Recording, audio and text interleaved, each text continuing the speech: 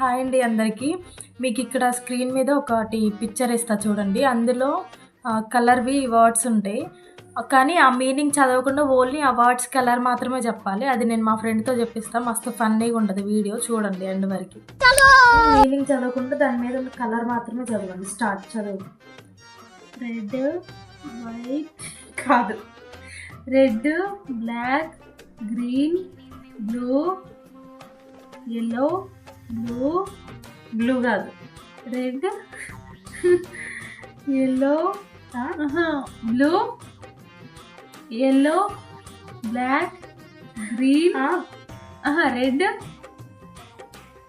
green, black, green, blue, blue, మళ్ళీ green, మళ్ళీ blue, red, black, yellow, black, green, అది green,